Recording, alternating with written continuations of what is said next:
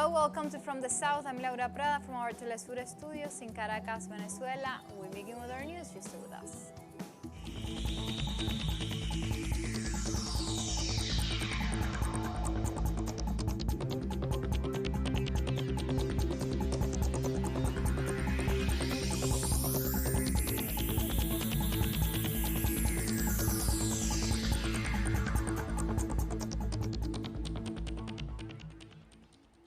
We begin in Venezuela. President Nicolás Maduro thanked China for its constant support and cooperation, which is helped by a permanent air route that exists between both nations.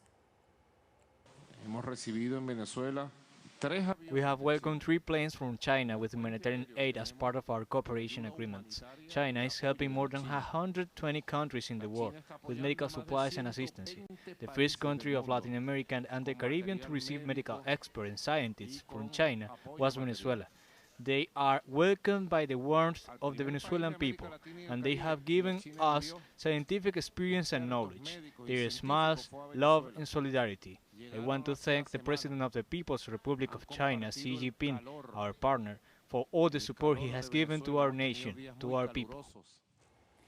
Meanwhile, the Venezuelan Vice President Delcy Rodriguez thanked the aid for the battle of the spread of the COVID-19, which was received from Russia, United Nations system to fight the COVID-19. En nombre del presidente Nicolás Maduro, I wanted, on behalf of the President Nicolás Maduro, to express our deep thanks to the United Nations system, to its Secretary General, to the Director of the World Health Organization, Dr. Tedros Adhanom. I want to thank the Coordinator of the United Nations system in Venezuela, Peter Grossman. I also want to thank the Russian Federation, its ambassador in Venezuela, our friend Sergio, as we call him, Sergey. Welcome. As soon as he arrived in Venezuela, he became very active in our bilateral relations, in our bilateral cooperation. Today we have received 20,000 kits of PCR tests from the Russian Federation.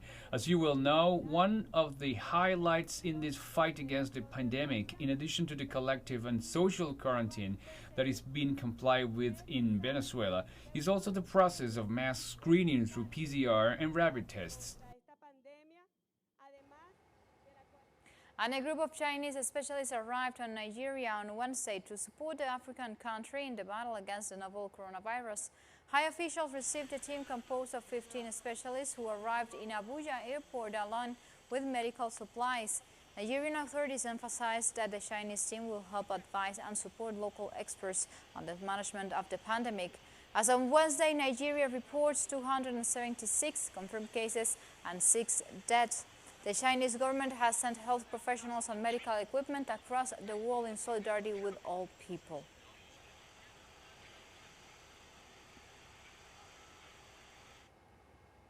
And authorities in Benin are enforcing the mandatory use of face masks as a preventative action against COVID-19. The measure was implemented to halt the spread of the virus as police in Benin monitor the compliance of this, but citizens have complained they cannot find or afford the mask. As of Wednesday, the country's reported 26 cases, 1 death and 5 recovered patients.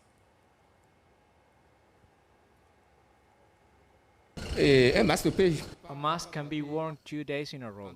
You wear it today, it's sure that tomorrow you have to change. So you need to have money so you can buy one today and tomorrow at 200 CFA francs per unit.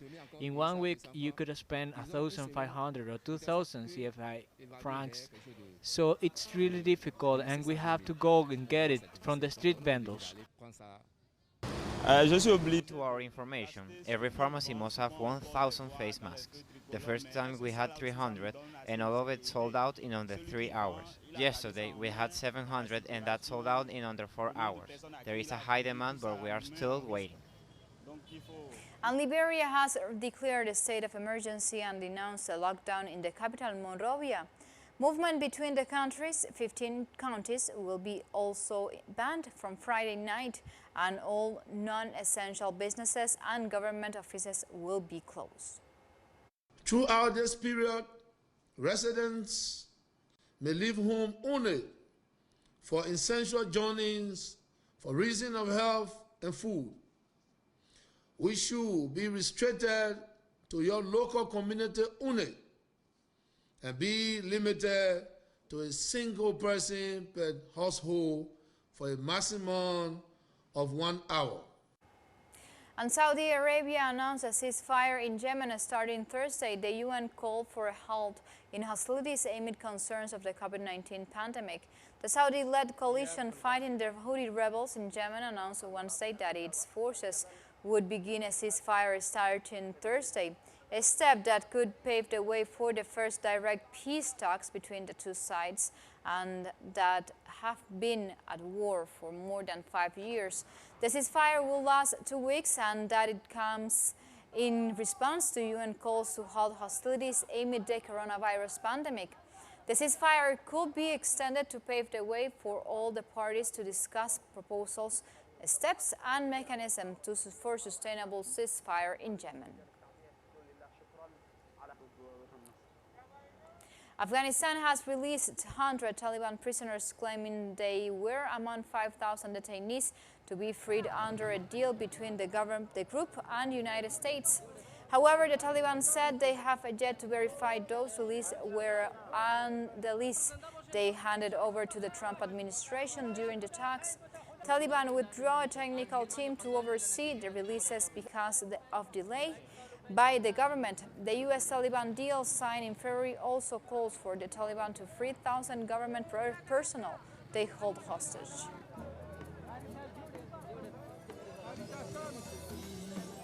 Time for a first break. Remember, follow us on Twitter at Telesur English and on my account at Laura P. Telesur. We'll be right back.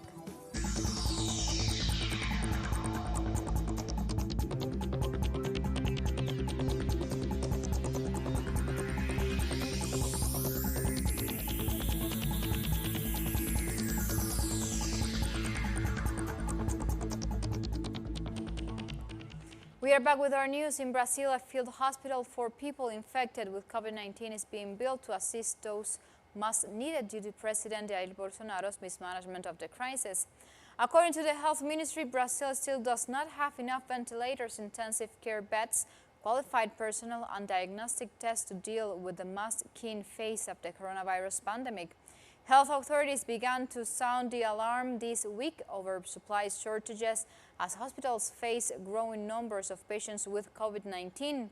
Confirmed cases of the coronavirus in the country soared to 15,927 on Wednesday, with the death toll rising by 133 in just 24 hours to 800, the ministry said.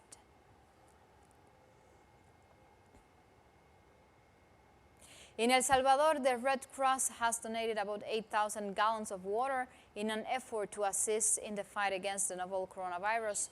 2 trucks delivered the water in Los Almendros in Delgado municipality to help the inhabitants of the community. This was coordinated by local leaders who called on all competent authorities to take action for the distribution of water at a national level. People were grateful for help they received from Red Cross as health authorities urged them to take preventative measures against COVID-19, stressing hand washing. The Red Cross as an institution of humanitarian aid, in one of its main lines of work is the delivery of water and promoting hygiene. As it is very important that we bring water to the communities of El Salvador, we have delivered water to a total of 22 communities to date, 68,000 gallons of water. Why? Because it is important in preventing the transmission of COVID-19. Washing hands properly is very important to prevent the spread. And the Paraguayan government has announced an extension of the national-wide lockdown for another week. This will be the 3rd extension of the lockdown since the first confirmed case was reported on March 7th. On March 20th, the country imposed a quarantine that was supposed to last until April 12th, as positive cases of COVID-19 have risen from 11 to 119. We will extend it for 1 more week for sure. Everyone is preparing for war. I have already said we must prepare for the worst, but the best will come. Authorities in Chile have ordered the mandatory use of face masks for all citizens as coronavirus cases have surpassed 5,000. The use of gloves is also now mandatory for people in public spaces. However, citizens have condemned the government for the delay of preventative measures as the first COVID-19 case was recorded on March 3rd.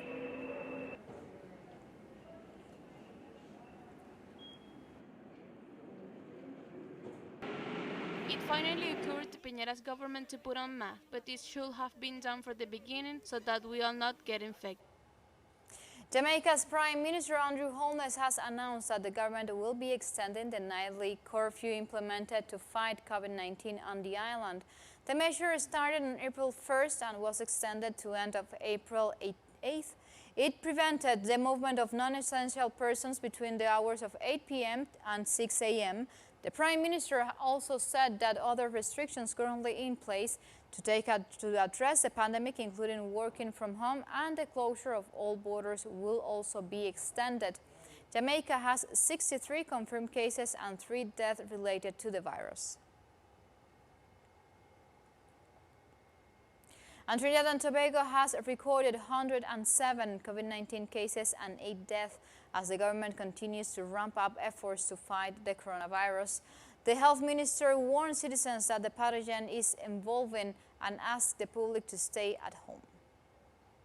Anybody who is outside of their homes, not on essential business, you are the pinnacle of a pyramid of infection. You will infect 2 people, then 2 will infect 6, then 6 will infect 10, and then all those 10 persons start up their own pyramid, and you get this explosion in cases. And that is what we are trying to avoid with these stay-home orders. And Peru has extended its quarantine measures, including home confinement, night curfew, and border closures until April 26 to fight COVID-19 pandemic.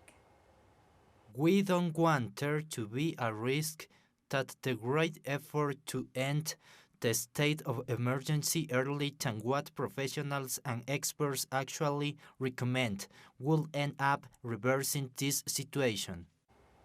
In Bolivia, the de facto government has appointed pulmonologist Marcelo Navajas as the new Minister of Health after the resignation of Aníbal Cruz. Cruz resigned on Wednesday after facing criticism over his handling of COVID-19 pandemic. Bolivia's mortality rate as a result of the virus ranked above the global average of 4.7%, standing at a 6.5% so far. 210 people have tested positive for the illness, with 15 deaths and 2 recovered. And a ship of medical aid from China arrived to Mexico City as part of the government's plan to bring in personal protection equipment from hospitals in Mexico. According to the Deputy Health Secretary, Hugo Lopez, the shipment mostly includes hazmat suits, surgical masks, and N95 masks. He also said Mexico is expecting more of this kind of shipments from China. Al gobierno de China. Equipment and medical supplies are coming in from China. We are very grateful to the government of China because they have facilitated the process to acquire equipment that we did not have. No se tenía.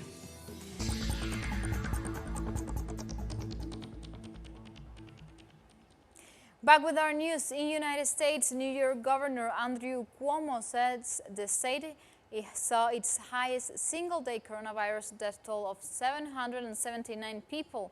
He ordered all flags in New York to be flown at half-mast. But there's no doubt that we are now bending the curve, and there's no doubt that we can't stop doing what we're doing. That's the good news. The bad news isn't just bad. The bad news is actually terrible. Highest single-day death toll yet, 779 people. And meanwhile, the United States faces the threat of COVID-19. U.S. Senator for Vermont Bernie Sanders has suspended his presidential campaign, making Joe Biden the main front-runner to challenge Donald Trump for the past in November. Sanders broke the news to his staff on Wednesday. The announcement follows today's primary held in Wisconsin amid stay-at-home orders to curb the spread of the novel coronavirus. The results have not yet been announced. I wish I could give you better news, but I think you know the truth. And that is that we are now some 300 delegates behind Vice President Biden, and the path toward victory is virtually impossible. So while we are winning the ideological battle, and while we are winning the support of so many young people and working people throughout the country, I have concluded that this battle for the Democratic nomination will not be successful. And so today, I am announcing the suspension of my campaign. Please know that I do not make this decision lightly. In fact, it has been a very difficult and painful decision. Over the past few weeks, Jane and I, in consultation with top staff and many of our prominent supporters, have made an honest assessment of the prospects for victory. If I believed we had a feasible path to the nomination, I would certainly continue the campaign. But it's just not there. I know that there may be some in our movement who disagree with this decision, who would like us to fight on to the last ballot cast at the Democratic Convention. I understand that position. But as I see the crisis gripping the nation, exacerbated by a president unwilling or unable to provide any kind of credible leadership, and the work that needs to be done to protect people in this most desperate hour, I cannot, in good conscience, continue to mount a campaign that cannot win and which would interfere with the important work required of all of us in this difficult hour. To have more details about this, we have our correspondent Jorge Gestoso on the following report. Welcome. Thank you. Bernie Sanders announced that he's suspending his campaign. He said that he was making calculations and he's running behind 300 delegates from Joe Biden, and mathematically it's impossible for him to be able to win the nomination, and therefore he said that he's suspending, and he's using the word suspending that is different from dropping out, because he said that he is going to continue to appear in the ballots of all the primaries from here to the end of the process, and that is going to letting him continue to gain delegates, and therefore he said, I want to reach the convention. Initially there was in July and now has been postponed to August, even if it's a virtual convention, with the most possible delegates in order to influence the platform of the party when we reach the end of that convention. And that platform, he wants to include what has been the basics of his campaign, that we're talking about universal health care. He said precisely, this pandemic has shown the big failure of the system that we have actually, he said, because actually we are having about tens of millions of Americans unemployed, and their health care was absolutely tied to the employment. So now they found that are not only unemployed but also uninsured. And he says that that shows that it's absolutely necessary for the country to have a universal health care. He also mentions the rights that he believes that has to be with the people. He says that, of course, healthcare is a right and not a privilege, that the Americans should have the right to have access to university with no payments, with no economic failures, also the respect for the planet with the climate change.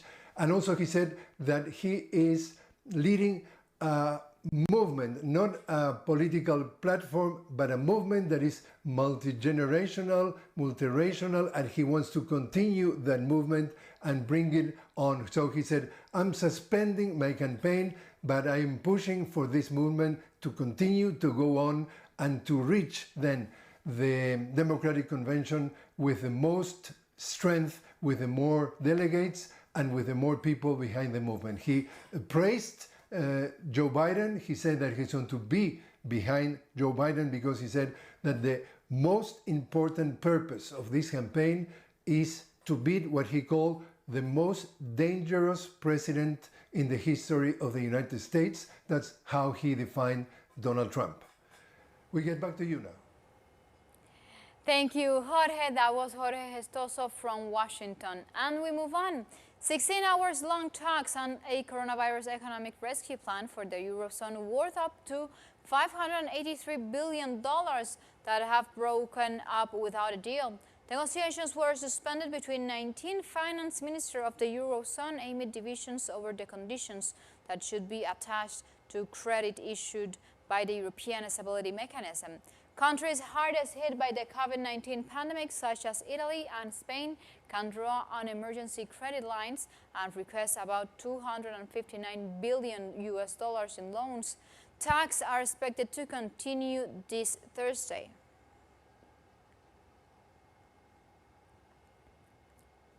Italy, the country with the highest coronavirus death toll in the world, has recorded 552 new fatalities in 24 hours. The European nation has over 92,000 confirmed COVID-19 cases. The total of people positive with COVID-19 is 95,262, with an increase of 1,095 patients testing positive since yesterday. The total deaths today is 552. The total number of recoveries has risen to 26,491, and we have 2,099 recorded recoveries since yesterday.